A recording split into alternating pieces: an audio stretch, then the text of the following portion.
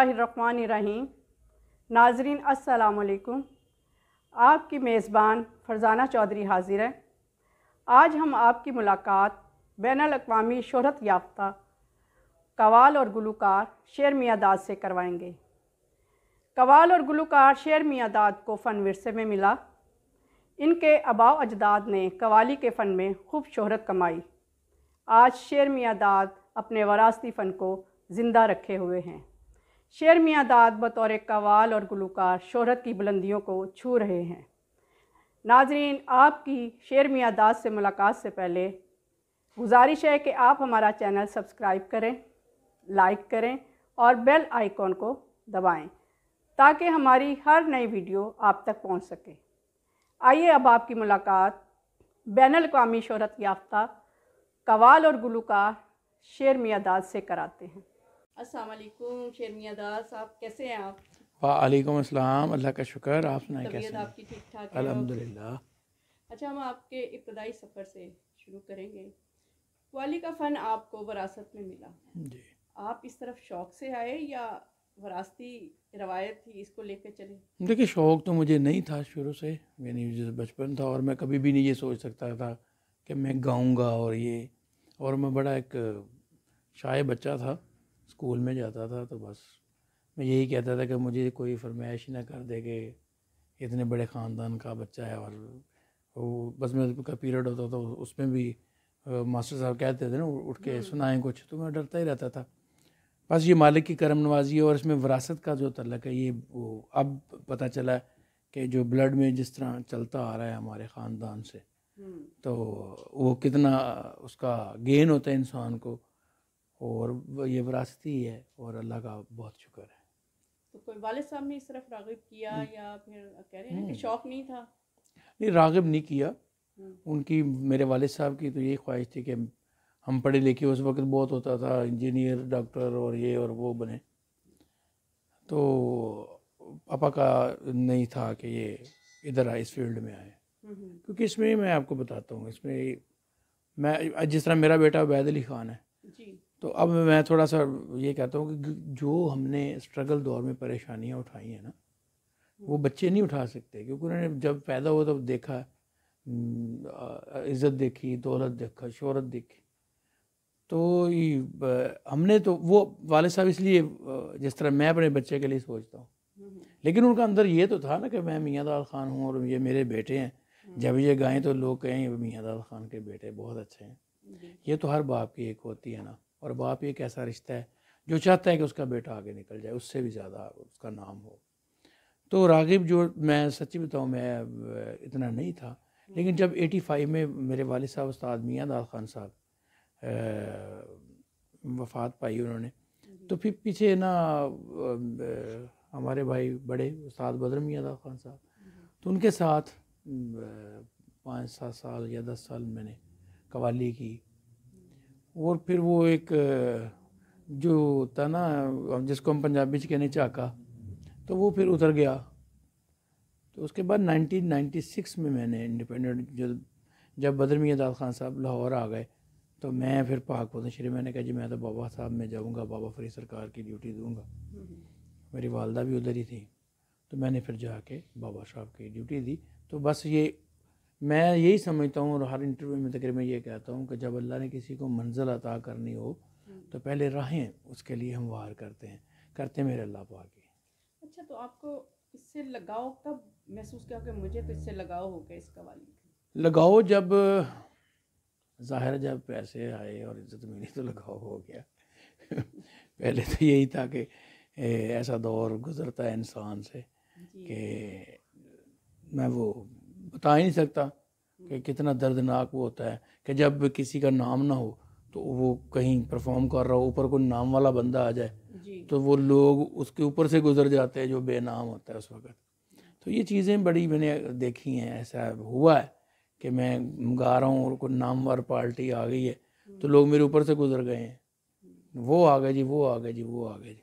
तो मैं यही कहता था अल्लाह पाक आप मेहरबानी फरमाए सदका मौला पंजन पाक का कि ऐसा ही नाम होना चाहिए जिस तरह मेरे बुज़ुर्गों ने नाम किया, हमारी फैमिली ने नाम किया। तो मैं तो बस दुआ ही कर सकता था, रंग तो मेरे मौला ने लगाए हैं सारे। तो बस फिर जिस जिस तरह मेरे मौला ने मुझे मेहरबानियाँ इतनी की और मेरी फिर पूरा फिर मैं इसी में चला गया ना, फिर मैं आज तक कि अगर मुझे कोई फीवर भी होता तो मैं, लेकिन हारमोनियम मेरे पास होता नहीं, नहीं मैं कंपोजिशनें बनाता रहता हूँ। तो फिर ये अल्लाह के हुक्म से फिर इसी में मैं माशाल्लाह इतना मुकाम हासिल करने के बाद, इतनी बैनुल अक़वामी शोहरत हासिल करने के बाद रियाज़त की अभी भी ज़रूरत पड़ती है? जी रियाज़त की ज़रूरत पड़ती है। मैं समझता हूँ कुछ लोग कहते हैं रियाज़ को जिस तरह सा रे गा मा इस तरह, ये रियाज़ नहीं होता। रियाज़ होता है हर रोज़ स्टडी करें, कोई भी है कोई शोबा वो स्टडी करे अपने आप को, रियाज़ उसको कहते हैं। हम स्टडी करते हैं उसको कि ये जो भैरवी राग है इसमें क्या मैं ऐसा कॉर्ड और देखूं कि जो और ख़ूबसूरत ये हो जाए, ठीक है, या वेरिएशनें क्या हैं। वो जब आप वेरिएशनें और इसके तलाश में लग जाते हैं, वो उस वक़्त आप पक्के होते हैं जब आप किसी स्टेज पे खड़े होते हैं और आप परफॉर्म करते हैं, फिर आपको पता चलता है जो वो रियाज़ किया होता है फिर वो वहाँ पे काम आता है। आपकी कितनी नस्ल जो है ना इस फ़न से वाबस्ता है? जो बुज़ुर्गों से सुनते आए हैं तो छठी या सातवीं पुश्त है माशाल्लाह इसी फ़न से मुंसलिक है जी। और 600 साल या 650 साल हज़रत अमीर खुसरो रहमतुल्लाह अलैह, क्योंकि मेरे जो बुज़ुर्ग थे तो वो उनके शागिर्द थे, जो मेरे साहबदाद ख़ान खलकदाद ख़ान हमारे बुज़ुर्ग थे।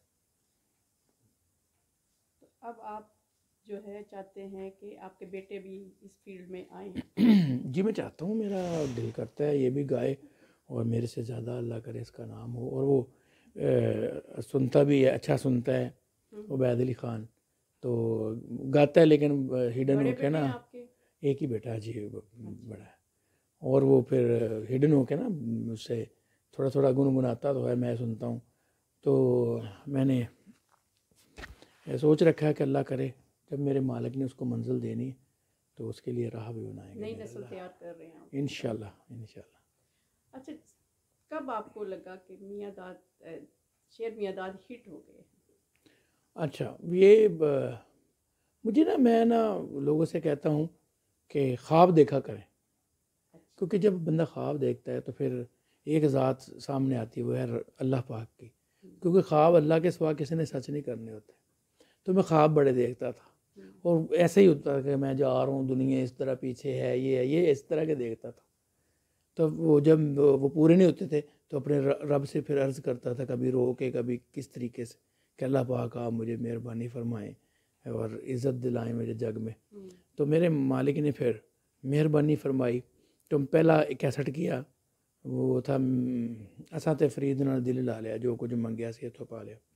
तो वो जो सिर पाक पतन की हद तक ना चला, तो वहाँ पे मेरे मोहसिन हैं काले खां साहब, तो वो एक जिन्होंने मेरा पहला कैसेट किया था, तो उसको मैं कभी भी नहीं भूल सकता। आज भी जाता हूँ तो मैं उसको झुक के सलाम करता हूँ कि वो मेरे मोहसिन है। उसने फिर दूसरा कैसेट मेरा निकाला, मैं टक्कियाँ चाड़े आई चुने रंग दे फरीदुद्दीन मेरी। तो वो उस कैसेट ने ना फिर वो मकाम हासिल करना शुरू हो गया। लेकिन फिर भी मेरी पहचान यही थी कि बदर मियाँ दाद का कोई भाई है। तो जब मेरा तीसरा वाल्यूम आया, बाबा दे दरबार चिड़ियाँ बोल दिया, उससे फिर उन्होंने कहा जी शेर मियाँ दाद ख़ान है। तो मैं यही समझता हूँ कि वो मेरी पहचान बनी। तो उस वक़्त से पता चला कि मैं शेर मियाँ दाद ख़ान हूँ, और लेकिन हूँ सब मेरे रब के करम से, मौला पंजतन पाक के करम से। अच्छा, चिड़ियाँ बोल रही हैं, ये कैसे आपने सोचा कि मैं इसको जो है सिलेक्शन इसकी कैसे की आपने? अल्लाह गरी के रहमत करे, मेरे एक दोस्त थे तौकीर कमालवी, शायर थे। तो हम बैठे हुए थे तो उसने मुझे एक आइडिया दिया, कोयला बोल दिया। तो कंपोजिशन में कर रहा था, तो मुझे भी लिखने का बड़ा शौक़ था। पहला कैसेट जो है वो भी मैंने लिखा था, शायद टकियाँ चढ़ाई वो भी, और मेरे साथ से मुजम्मल सफ़री साहब जिन्होंने मेरे लिए बड़ी दुआ की, अल्लाह उनको भी गरीब रहमत करे, बहुत बड़े शायर और बुज़ुर्ग हुए। तो उसके बाद फिर हम इसी तरह डिस्कस करता था, जिस तरह हम बैठे हैं, मैं कहता था ये सुने जी, जो किसी ने कह दिया कि वाह वाह अच्छा है, तो पता चला ये यार ये हिट हो सकता है जी। अगर किसी ने ये कह दिया कि नहीं नहीं मज़ा नहीं आ रहा, तो मैंने उसी वक्त उसको क्लोज़ कर दिया, चाहे उसका मुझे बड़ा मज़ा आ रहा हो। मैं कहता था कि ये आवाम है, जब तक ये नहीं इसको एक्सेप्ट करेगी तो मैं इसको आगे नहीं लेके चलूँगा। फिर मैं अपनी मेरी वालदा बैठे हुए थे, तो उन्होंने कहा ये क्या कवाली तुम पढ़ रहे? तो मैंने कहा जी ये कहते नहीं ये कोयला नहीं, आप ना इस पे करो चिड़ियाँ बोल दियाँ, क्योंकि बाबा साहब के साथ एक रिलेटेड है वाक़या चिड़िया अच्छा। बोल दियाँ। क्योंकि बाबा साहब जब फजर की नमाज़ पढ़ते तो अभी तक भी अगर आप पाकपतन जाए तो दरबार शरीफ पे देखेंगे आप कि फजर के पहले चिड़ियाँ चहचहाती हैं, और जब अज़ान फजर होती है उसके बाद वो बिल्कुल खामोश हो जाती है। वो एक किस्सा था, तो वो पूरा हमने फिर डिस्कस करके वो किताब से वो किस्सा उठाया, और उसमें बाबा साहब की करामतें जो थी वो मैंने बयान की। जब इतनी मकबूलियत हो गई, एक एल्बम ये गाना जो सॉरी कवाली रिलीज़ हुई, तो फिर आपने अगली अपनी मंजिल जो है कैसे मुतय्यन की? क्या सोचा कि मुझे अब कहाँ तक पहुँचना है? अच्छा, उस वक्त तक मुझे इतनी सेंस नहीं थी कि मैं अब अगली मंजिल किस तरह, या मुझे यही था कि कोई दोस्त आए और हाथ पकड़े और कहे ये करें ये करें ये करें ये करें। अब तो अल्हम्दुलिल्लाह मेरे मालिक की बड़ी मेहरबानी मैच्योरिटी है कि होता है कि अब फ़लाँ स्टेप, लेकिन अब भी मैं दोस्तों के साथ जो मेरे वेल विशर हैं, जो मुझे मेरे साथ मशवरा करते हैं, मैं चलता हूँ। उस वक्त फिर यही था कि वो एक फिर मुझे कॉल आई, ईगल कंपनी होती थी, तो उन्होंने कहा जी, उन्होंने मुझे ढूंढा, तो वो उन्होंने कहा जी ये खान साहब बदर मियाँ दास साहब के छोटे भाई शेर मियाँ दास साहब। उस वक्त तो लोग मुझे साहब भी कहने लगे। तो फिर वो पाकपतन में आए, तो मैंने कहा जी मैंने आपके साथ काम नहीं करना, मैंने काले खां के साथ ही काम करना है। अल्लाह दिता उसका नाम था। तो फिर वो लादिता के पास गए, वो कहते जी आपका तो आर्टिस्ट टस से मस नहीं हो रहा, क्योंकि मैंने कहा ये तो बेवफाई है ना कि सारा काम तो उसने किया कैस्टों का और सारा। तो अब जब नाम हो गया तो वो ईगल वाले आए, तो मैं खुशी से ईगल वाले के साथ तो नहीं ना जा सकता। ताहिर कुरैशी साहब है मेरे बड़े भाई हैं, अल्लाह पाक उनको सेहत तंदुरुस्ती दे, बड़े अच्छे आदमी। फिर उन्होंने काले खां ने फिर मुझे कहा हाँ कोई बात नहीं, मैं आपको इजाज़त देता हूँ कि आप जाए। फिर मैंने ईगल में काम किया। अच्छा, इब्तदाई जब दौर था तो आप किसी कवाल से इम्प्रेस थे? मैं अपने सबसे पहले वालिद साहब उस्ताद मियाँ दाद खान साहब, फिर बड़े भाई उस्ताद बदर मियाँ दाद खान, भाई नुसरत फ़तेह अली खान साहब। जैसे होता है ना कि जब सीख रहे हों तो दूसरे की कवाली जो है गाते हैं, कुछ आपने भी इसी तरह किसी की सिलेक्शन की कि मैं गाई हुई? नहीं करते थे हम, लेकिन मेरे मन में ये था कि मैं अपना कुछ करूं, चाहे वो किस तरह का भी करूं। फिर मैंने क्या करा, मेरे रब के हुक्म से वो फिर कवाली में सबसे ज़्यादा यानी जो फोक मुतारफ़ करवाया है वो अल्हम्दुलिल्लाह मैंने करवाया। कवाली में फोक नहीं था पहले, तो वो सारा टच आया। फिर कवाली ज़्यादा आम हुई, यानी रिक्शों में, ट्रकों में, ट्राली में, यानी हर जगह होटलों में लोगों ने इसको आम सुना। पहली कौन सी कवाली थी जिसमें आपने फोक को? ये सत फरीद ना दिल ला लिया, मैं टक्कियाँ चढ़ आई, चिड़ियाँ बोल दियाँ, ये सारा टच फोक है ना। पहले ऐसी कवाली नहीं वो होती थी, तो फिर मैंने इसको फोक टच दिया कि जो लोगों को इजी समझ आ जाए। कवाली के बाद फिर गुलकारी की, जी तो ये भी शौक था गुलकारी का, या कि समझते थे कि अब ज़ाहिर है शोबिस में आ चुके हुए हैं तो मुझे ये भी ज़रूरी है करना? ये असल में ईगल में जो थे ना ताहिर कुरैशी साहब जो ऑनर थे उसके, उन्होंने मुझे कहा कि फिर आप ना गज़ल भी गाएं, सिंगिंग भी करें। मैंने कहा अच्छा अभी मैं करता हूँ। फिर इसमें आपको वाक़या सुनाता हूँ। उन्होंने मुझसे पहले नात ख़ानी करवाई। उस वक्त अभी कोई रिवाज नहीं था, यानी कि ये जो नात ख़ान हमारे पॉपुलर हुए हैं, तो ये मैं काफ़ी अरसे की बात कर रहा हूँ। तो मैंने कहा ठीक, एक एल्बम मैंने नातों का किया दफ़ के साथ, म्यूज़िक है उस बड़ा अच्छा लगा, मदीने दियाँ पाक गलियाँ, तो उसका एक वीडियो हमने शूट किया। खैर वो बैड लक लगा लें कि वो वीडियो अच्छा नहीं बना, और वो जो वीडियो था लड़ाई की नज़र हो गया। लेकिन ऑडियो मेरा जो ना मार्केट में आ गया। उस वक्त ऑडियो ऐसा मेरा मार्केट में आता था जैसे लोग लंगर लेते हैं ना, हाँ लाइनों में लग के। अब मुझे ना एक शो आ गया ये इस्लामाबाद का, उन्होंने कहा जी आपने नात शरीफ पढ़नी। मैंने कहा अच्छा नात का प्रोग्राम है, उन्होंने, ये आपका कैसेट बड़ा अच्छा है। मैंने कहा ठीक है जी। अब मेन दिन जितने मैंने पैसे उस वक्त मांगे, उन्होंने कहा जी उससे ज़्यादा लें लेकिन आपने दफ़ के साथ आपने आना है। उन्होंने कहा ठीक। अब मुझे ये तो मैंने कहा इस तरह करते हैं कि जो पीछे लिप चलेगा कैसेट चलेगा और मैं लिपसिंग करूँगा। उन्होंने कहा जी हमें मंजूर है, लेकिन आपने आना है। अच्छा। अब मैं गया हूँ तो आप बिलीव करें कि पूरा रोड आदमियों से भरा हुआ, जिस तरह, तो इस तरह समा था जिस तरह स्टेडियम होता है। अब दुनिया में बैठ गया हूँ। अच्छा, उससे पहले मुझे लगी थी भूख। वहाँ पे बड़े तिक्के मशहूर थे, उस वक्त मैं बहुत खाता पीता था। मैंने तिक्के इतने के खा लिए कि मेरे ना यहाँ पे आ गए यानी सारे। अच्छा। और अब ना मुझे पता था लिपसिंग करनी, ठीक है, अल्लाह खैर चला। अच्छा। तो अब जब मैं लिपसिंग की, एक नात उन्होंने सुन ली, तो बंदे वो उन्होंने जान लिया कि ये तो लिपसिंग हो रही है। तो कहते नहीं जी, हम तो बड़ी बड़ी दूर से, क्वार्टर से आया, को पेशावर से आया, बैनर इतने लगे, इनविटेशन कार्ड गए। वो कहते ये तो अच्छी बात नहीं जी, आप लाइव सुनाएं। अब लाइव क्या सुनाऊँ, रोटी मेरे इधर आई हुई थी। अच्छा लो जी, मैंने कोशिश की लाइव की। अच्छा। तो लगे भी अभी तिक्का बाहर आएगा, बोटी बाहर आएगी। खैर फिर वो आवाम बोली हमने तो कवाली सुननी है। मैंने कहा लो अभी मर गया है, तो और रोला पै गया। मैंने कहा अच्छा जी, वो मेरे पास ऑनर जो था प्रोग्राम का, जो वो मेरे पास है। कहते खान साहब मेरी बात सुने, आप उतने ही पैसे और ले लें, अब दुनिया में हमारी इज्जत आपने रखनी है। वो मैं ठहर जा, मैं रोटी बड़ी खाती, तो तेरी इज्जत उन्हें अल्लाह ने रखनी तो मेरी भी रखणगे। हुण की करिए। कहना जी पैसे तुसी ले लो मेरी, आपने यहाँ पे प्लीज़ चाहे 2 कवालियाँ पढ़ें 3 पढ़ें, हमारी इधर प्लीज़, वरना ये तो प्रोग्राम जो ना ये हो जाएगा। वो अब मुझे यही था कि मैंने खाना सब इतना खाया हुआ था।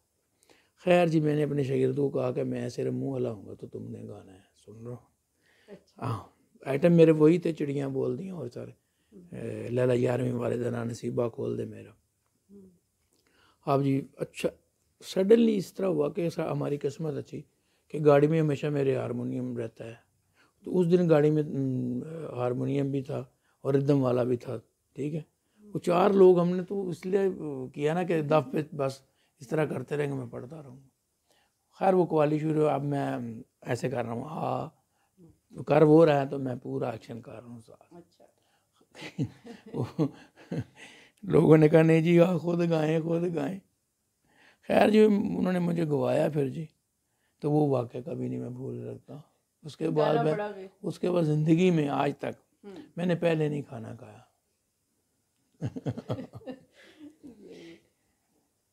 अच्छा, वैसे ज़्यादा मुश्किल क्या, ज़ाहिर है वो भी गुलूकारी और कवाली भी एक किस्म की वही है ना, क्या गाना ही है एक टाइप का, तो मुश्किल लगता है दोनों में से नहीं, कवाली इज़ वेरी डिफ़िकल्ट। ओहो, कवाली तो हमारे बुजुर्ग कहते थे स्कूले नहीं जाना तो फिर तो तन कवाली तो पा देंगे। कवाली या लोहे के चने, हमारे बुजुर्ग कहते ये लोहे के चने, क्योंकि गाना तो एक सिंपल सा है जिसके 2 अंतरे 3 अंतरे होते हैं और एक स्थाई होती है। अच्छा। उसको अच्छे तरीके से बना के बंदा गा दे तो ओके। कवाली में जो है ना, एक तो लाइव होता है, सबसे पहली बात है। बिल्कुल, आ करने से पता चल जाता है इसकी आवाज़ कैसी है, या थका हुआ है या ये फ्रेश है, ठीक है, फिर कैसा गा रहा है। एक तो ये चीज़। सेकंड चीज़ है कि आपको जिस तरह जनरल स्टोर में एवरीथिंग होता है ना, हर चीज़, तो ये भी एक कवाली में भी एक जनरल स्टोर सेम होता है कि अगर फ़ारसी का को कह दे तो फ़ारसी कलाम भी आना चाहिए, अगर कोई फरमाइश डाले वो भी आपको आनी चाहिए। फिर आपको तज़मीन याद होनी चाहिए कि मैंने 10 मिनट की कवाली तो नहीं ना होती, वो 1-1 घंटे की नात शरीफ हम पढ़ते हैं। जब पढ़ते हैं तो उसमें गिराबंदी जो तज़मीन होती है, जो पहले बोल रुबाई खोलनी होती है। अच्छा, उसके ये ख़त्म नहीं हुआ अभी तो ये स्टार्ट है ना, ये सारी चीज़ें। इसमें इल्म का होना बहुत लाजम है, इसमें आपकी याददाश्त बहुत अच्छी होनी चाहिए। अच्छा, उसके बाद फिर वेरिएशन आवाज़ें, उसके बाद फिर इम्प्रोवाइजेशन सरगमों की है, फिर राग की नोटेशन है सारी, ठीक है जी। तो ये बड़ी चीज़ें हैं इसमें। तो कवाली तो हर सिनफ म्यूज़िक की जितनी सिनफ़ें हैं ना, सबसे डिफ़िकल्ट जो है ना म्यूज़िक में वो कवाली है। नसीबा खोल दे मेरा इंडिया के साथ मिलके भी आप कर रहे हैं, इसके बारे में ज़रा जी बताएं। अल्लाह का शुक्र है कि वो रिलीज़ हुआ और देखते देखते घंटों में आई थिंक वो मिलियन पे चला गया। तो मैं उस वक्त मेरे पास गाड़ी नहीं थी, तो मैं एक होटल में ठहरा हुआ था यहाँ पे शादमान मार्केट में। तो मैं नीचे आया तो धूप बड़ी थी, बड़ी गर्मी थी। तो अब मैं ना जिस रिक्शे को हाथ दे रहा हूँ कोई नहीं रुक रहा, कोई टैक्सी नहीं रुक रही, और मैं देख रहा हूँ कि मैं धूप बर्दाश्त नहीं कर रहा है, और लोग ना बड़े आराम से गाड़ियों में जा रहे हैं अपने बच्चों के साथ, एसी लगा हुआ है। उस वक्त ये मेरा आइडिया मेरे जहन में आया, नसीबा खोल दे मेरा, मदद कर मेरी अल्लाह, तू जिन्नू चाहें दे, में मर्जी तेरी अल्लाह। फिर इसको मैंने पूरा लिखा, इसमें लिख के कंपोजिशन थी वो बनाई। अब जब मैंने रिकॉर्ड किया तो रिकॉर्डिंग के बाद फिर ये आइटम जो ना हमारे जो नेबर हैं हिंदुस्तान इंडिया वाले, उन्होंने जब सुना गुलकारों तो उन्होंने बड़ा अप्रिशिएट किया। अब कोई प्रोग्राम जो पंजाब इंडिया में हो रहा है ना, वो पहला इब्तदा में नसीबा खोल दे सुनते हैं लोग, और ये फनकार ये पढ़ते हैं।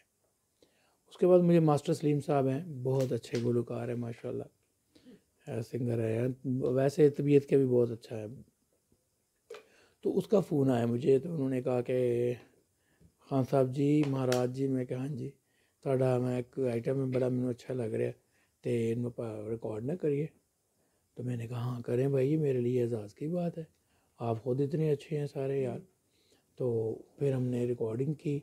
जो मेरी लाइंस थी वो हमारे जो मेरे म्यूज़िक अरेंजर हैं हमारे इधर स्टूडियो, अजीम भाई, उन्होंने उसको रिकॉर्ड किया।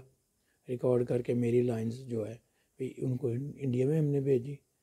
तो फिर उनके कुछ बंदे थे इधर ही, उन्होंने मेरा वो वीडियो शूट किया, फिर उसको ज्वाइंट करके तो उसको रिलीज़ किया उन्होंने जब, तो दिनों में ही मिलियनों पे चला गया। तो उसकी बड़ा अच्छा रिस्पांस आ रहा है, लोग सुन रहे हैं। इंडिया के साथ आपने और भी जी मैं और भी प्रोग्राम्स भी किए वहाँ पे? जी बिंदर बिरक साहब हैं, मैं उनका अभी मेरा रिसेंट में मैंने परसों वीडियो शूट किया है, वो भी आ रहा है। इंडिया में काफ़ी लोगों का अब मेरी तरफ रुझान हुआ है, तो अल्लाह का शुक्र है। आपने वहाँ शोज़ भी किए हैं? बहुत शोज़ किए हैं, वो मैंने अपने यादगार शोज़ बताइए। यादगार शोज़ तो बहुत सारे हैं वहाँ पे, और एक तालकटोरा स्टेडियम है वहाँ पे दिल्ली में, तो एक भक्ति उत्सव होता है वहाँ पे, जिस तरह सारे दुनिया से ना मास्टर्स आते हैं, जिस तरह अपने अपने शोबे के। अच्छा। कवाली में मैं गया हुआ था, तो वहाँ पे दो चीज़ें हुई।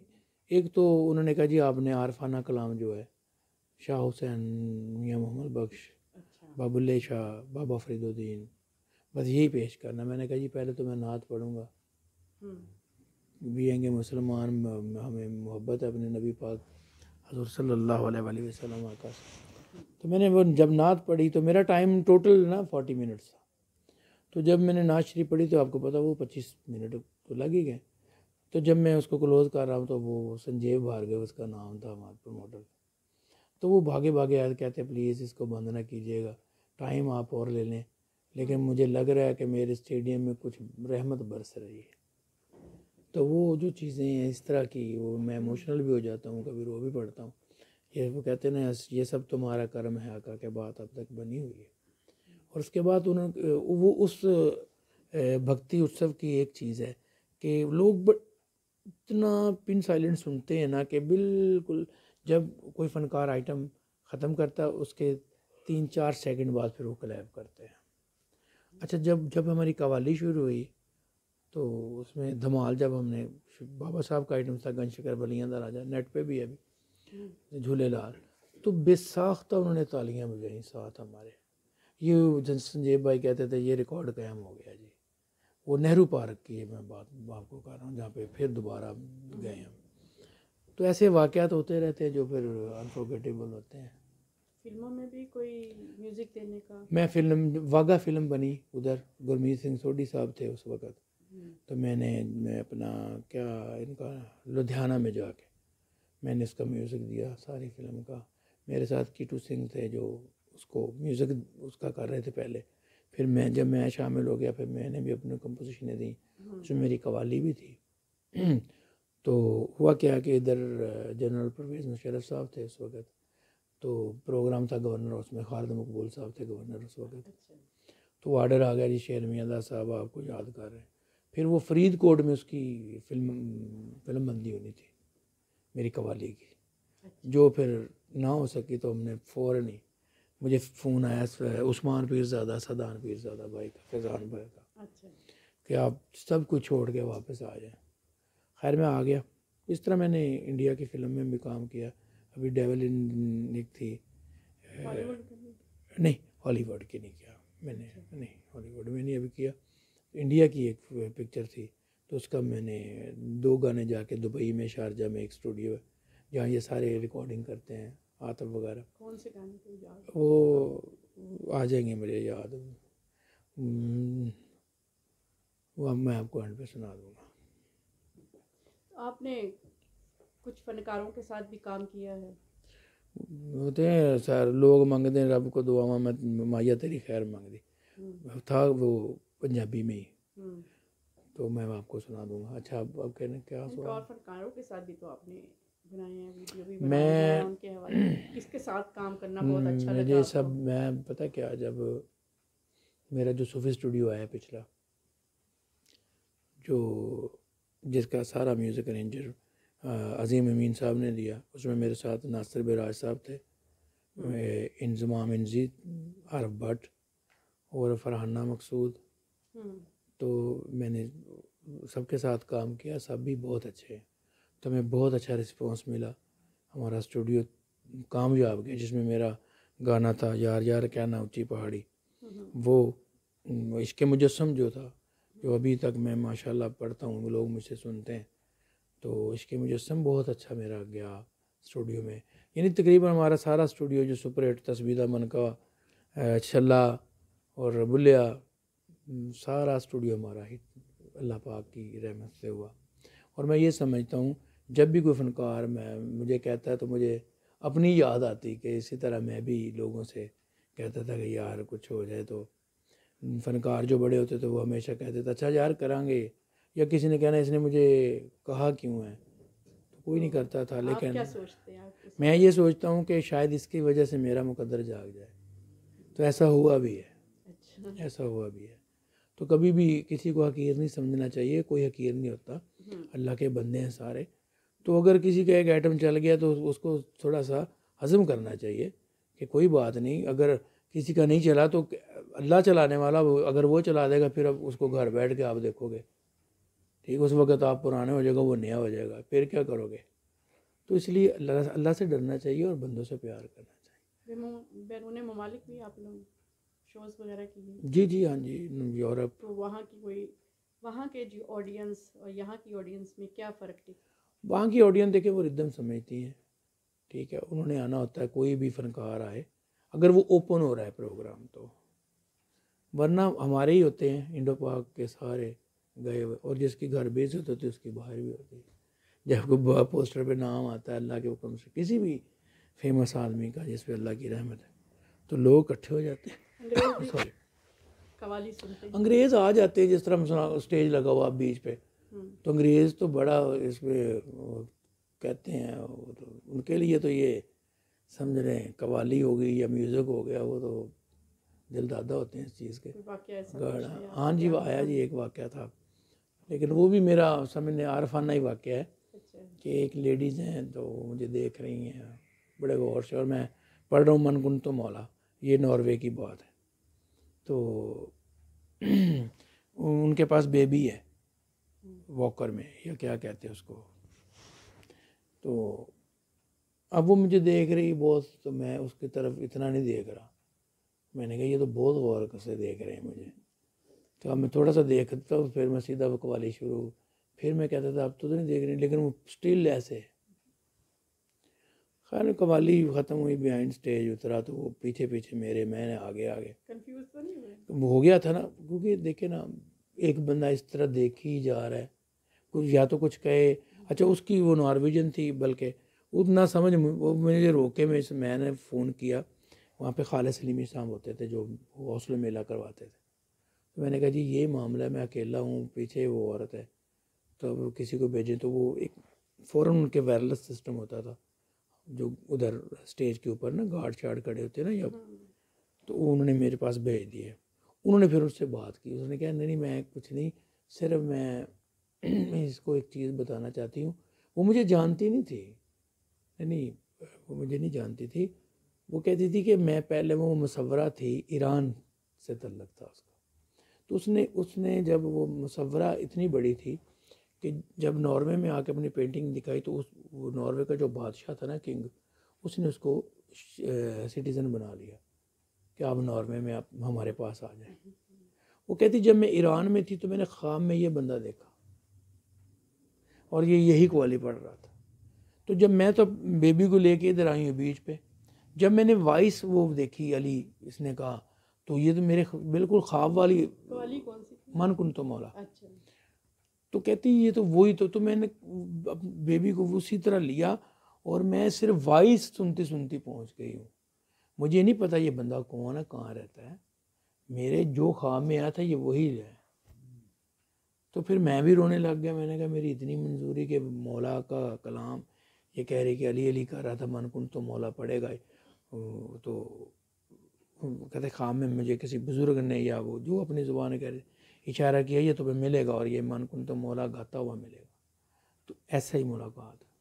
तो ये बड़े कोई ऐसी परस्तार जो पीछे पड़ गई हो और उन्हें वो चाहती हो कि नहीं, ऐसे मामले बहुत हो जाते हैं, ज़िंदगी में होते रहते हैं ये, क्योंकि फ़नकार कहते हैं वो मीठे की मानद है। तो बाकी आप समझ गई।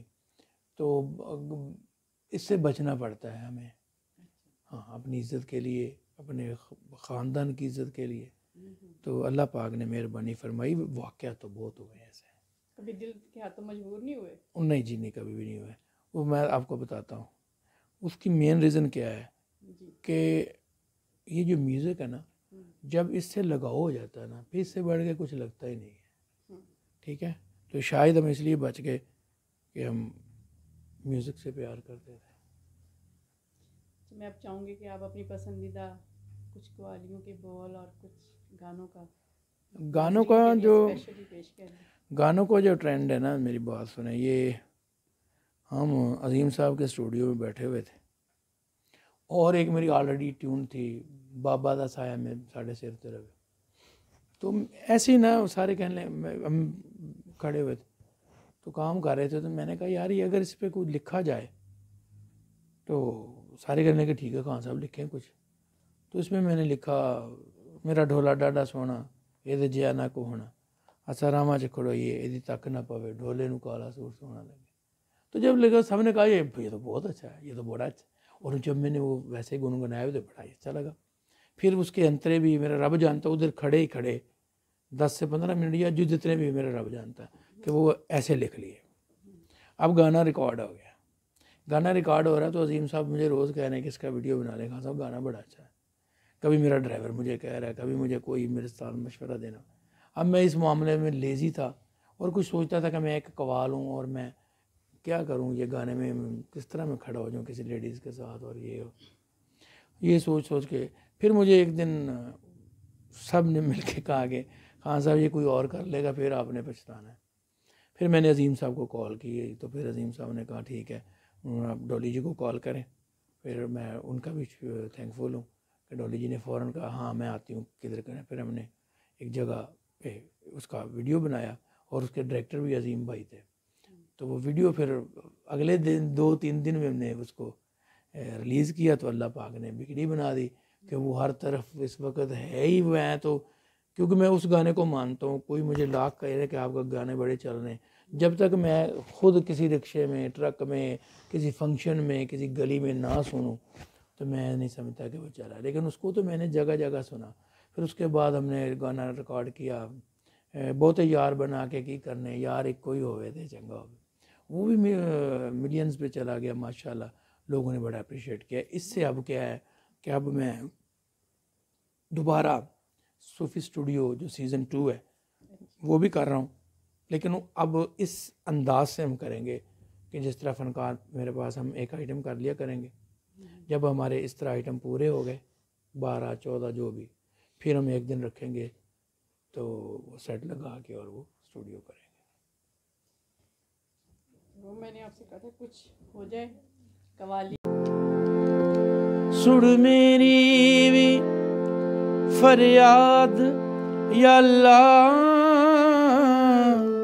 तू सब दियां झोलियां भरना है, नसीबा खोल दे मेरा, मदद कर मेरी अल्लाह, नसीबा खोल दे मेरा, मदद कर मेरी अल्लाह, नसीबा खोल दे मेरा, मदद कर मेरी अल्लाह, तू जिन्नू चाहे देवें, ए मर्जी तेरी अल्लाह, नसीबा खोल दे मेरा। अब जो मैंने गाने की बात की है वो पहला था मेरा गाना ढोले नु काला सूट सोना लगे, वो मैं आपको सुना देता हूँ।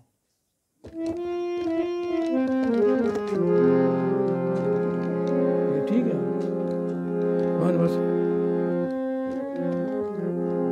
मेरा ढोला डाडा सोना एदे जिहा ना कोई होना, हसी रावां च खलोए ओदी तक न पवे, ढोले नू काला सूट सोना लगे, ढोले नू काला सूट सोना लगे, हाँ ओदे सोने सोने नैन मेरी जान कढ लैन, किते मैनू मिल जावे मिले जिंदगी नू चैन, कदे कट्ठे असी बईए मजे जिंदगी दे लईए, साडे दोवां विच अल्लाह कर विथ न पवे, ढोले नू काला सूट सोना लगे। Thank you. और जो मेरा सेकंड सॉन्ग बहुत है यार बना के की करना यार एक कोई होवे ते चंगा होवे, वो मिलियंस पे गया, वो भी आपको मैं सुनाता हूँ।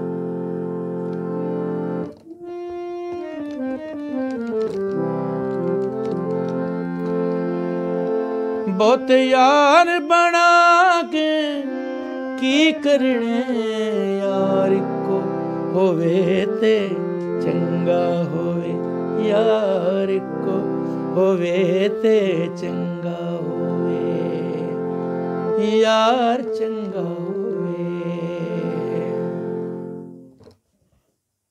Thank you. चिड़ियां बोलती हैं ना वो भी बाबा फरीद का भी अपने करके ना।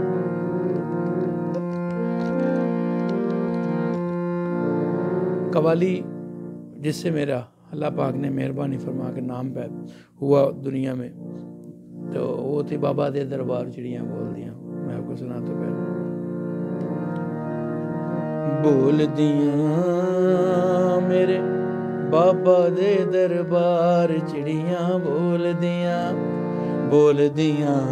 लग गई अजब बार, चिड़ियां बोल दियां, चिड़ियां बोलन सखी दुबारा, साबिर पाक दा पीर प्यारा, सब दा उत्थे होए गुजारा, हक फरीद दा मारो नारा, जे लंघना जे पार चिड़ियां बोल दियां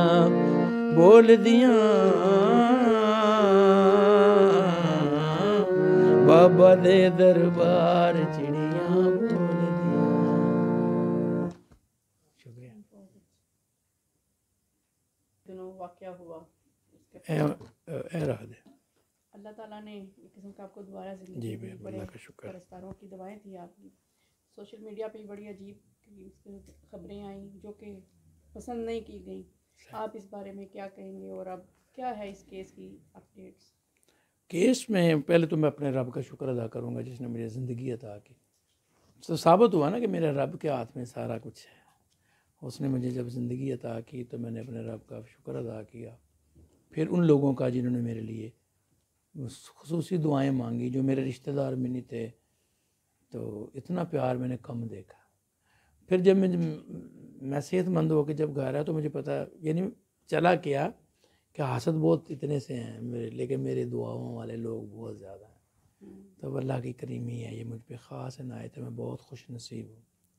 दूसरा जो जिन्होंने फेक ख़बरें लगाई उनको शायद ये भूल गया कि उन्होंने भी जाना है दुनिया से, तो उन्होंने मैंने अच्छा नहीं किया। मेरे लिए तो खैर शायद इतनी, क्योंकि मैं तो ज़िंदा था, मुझे तो पता था मैं ज़िंदा हूँ। लेकिन जो लोग जिन मेरे प्यारे थे, जो मुझे चाहने वाले, जो इतना प्यार कर मुझसे करते हैं, जिन जो दिल बर्दाश्त हो गए वो ख़बर सुन के, पढ़ के और देख के, तो ऐसी ख़बरों से इज्तनाब करना चाहिए। जो भी करते हैं चैनल चलाने के लिए झूठ बोल दिया, लेकिन फिर उसका उनका चैनल कौन देखता है, पता चलता है कि ये झूठे लोग हैं। तो झूठे की ज़िंदगी ऐसी होती है जिस तरह पानी का बुलबुला होता है। तो उनको मैं क्या कहूँगा, बस यही कहूँगा कि अल्लाह उनका भला करे। बाकी ये केस के अपडेट्स ये हैं कि वो पकड़े गए थे डाकू। हाँ, अल्लाह पाक की मेहरबानी से तो अब चल रहा है सब। वो वैसे मैं बड़ा ही पर्सनल पूछना चाह रही हूँ, उस वक्त क्या फीलिंग्स थी? एक बंदे की मौत करीब होती है, आपने मौत को एक किस्म का करीब से देखा। मैंने अपनी मौला को याद किया। मैंने एक नाम लिया, बीबी पाक सैयदा मौला फ़ातिमा तो ज़हरा अलैहिस्सलाम सलामुल्लाह अलैहा। मैंने कहा बीबी पाक मेरी इमदाद को आए। तो जिनके लिए मेरे नबी पाक सल्लल्लाहु अलैहि वसल्लम आकर खड़े हो जाते थे और अपनी कमली बिछा दिया करते थे, उनके दरवाजे तो वो खाली जा ही नहीं सकता। तो आपने मेरी ऐसी मदद की है कि मुझे अल्लाह से नई ज़िंदगी लेके दी है। बस यही फीलिंग थी कि अल्लाह पाक ये जो जो इंसान नहीं होते, जो किसी को मारते हैं, तो अगर वो ये सोच रहे हैं कि यार इसके पीछे इसके बच्चे, इसका कबीला, कबीले के साथ कबीला, इसके साथ जो जाते हैं वो कबीले, अल्लाह पाक ने किसी को भी, कोई भी है, चाहे कोई पर्सन है, ये नहीं कि वो फनकार है, कोई किसी को नहीं मारना चाहिए। बस यही। और फील ये हुआ कि मेरा रब सबसे बड़ा है, बेशक। वो जो चाहे करे, जिसे चाहे ज़िंदगी दे, जिसे चाहे ना दे, वो मालिक है, मेहरबान है, वो हर चीज़ पे कादिर है। मेरे रब पे मुझे बड़ा प्यार आया। बहुत शुक्रिया आपका वक्त देने का। Thank you so much. बहुत शुक्रिया।